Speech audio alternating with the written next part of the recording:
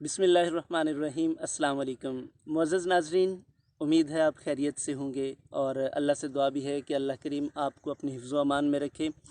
ये चमकता सूरज, ये बहार के मौसम अल्लाह ताला हम सबको नसीब करे। नाज़रीन, एक बड़ी बहस चली हुई है कोरोना के इस सीज़न में कि हाथ मिलाना चाहिए या नहीं मिलाना चाहिए, मसाजिद बंद होनी चाहिए या नहीं बंद होनी चाहिए। देखें, बहस हर चीज़ के ऊपर की जा सकती है, लेकिन कुछ बहस जो है वो फ़ुज़ूल किस्म की है। आप ज़रा गौर करें कि हुकूमती कुछ इक़दामात हैं और ये इक़दामात किसके लिए हैं। लाइक मसाजिद में नमाज के ऊपर पाबंदी है।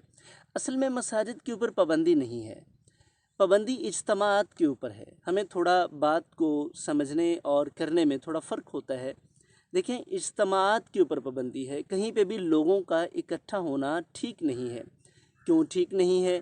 क्योंकि जो कोरोना वायरस है ये एक मरीज़ शख्स से दूसरे तंदुरुस्त शख्स की तरफ मुंतकिल होता है कांटेक्ट के ज़रिए, यानी कि हवा के ज़रिए या वैसे एक दूसरे का आमना सामना होता है।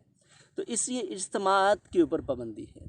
अब आते हैं इस तरफ कि आया कि मसाजिद हमें बंद करनी चाहिए या नहीं चाहिए।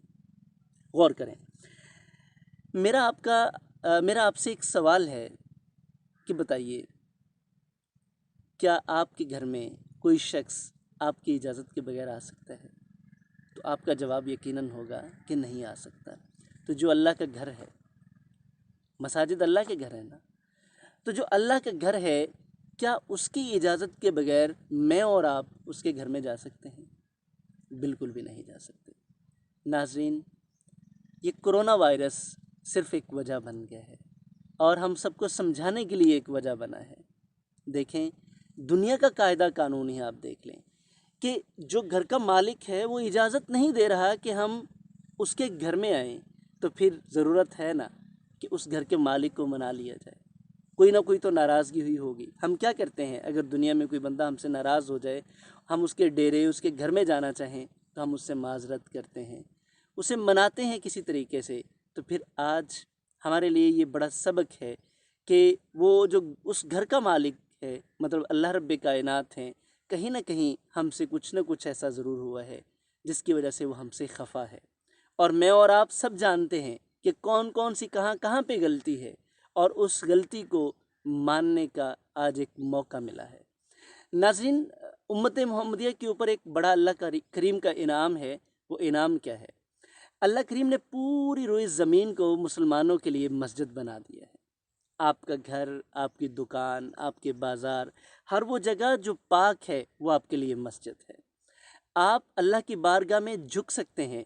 जिस जगह भी आप मौजूद हैं, आप अल्लाह की बारगाह में झुक सकते हैं, आपको कोई मना नहीं करता। हुकूमत ने आपको ये बिल्कुल नहीं कहा कि आप अपने घर में कुरान ख़वानी न करें। हुकूमत ने आपको इस बात से नहीं मना किया कि आप 5 वक्त की नमाज अपने घर में अदा करें, बल्कि मुझे और आपको मौका मिला है कि अपने घर में रहें और घर में रहकर देखें। सेल्फ़ असेसमेंट ये इंसान के लिए एक बड़ा बहुत अहम मरहला है। मैं और आप अब घर में हैं, मौजूद हैं, कोई और काम काज नहीं है, तो मुझे और आपको सबको चाहिए कि घर में बैठ के अपने ऊपर गौर करें, हमसे क्या ऐसा गलत हुआ है। कुछ ना कुछ तो ख़राब हुआ है, और जो कुछ ना कुछ ख़राब हुआ है उसके लिए हमें अपने रब से, अपने अल्लाह से मुआफ़ी मांगनी चाहिए। मैं आपको यकीन दिलाता हूँ ये दरवाज़े दोबारा खुल जाएंगे, और मैं आपको ये भी यकीन दिलाता हूँ कि ये कोरोना का मसला भी टल जाएगा। अब एक और बड़ी बहस है कि क्या हाथ मिलाना ज़रूरी है या नहीं है। मेरे ख़्याल में सलाम कहना ज़्यादा ज़रूरी है और दिल से कहना ज़्यादा ज़रूरी है। क्या फ़ायदा उस हाथ मिलाने का कि अगर आपका हाथ तो मिले लेकिन दिल ना मिले।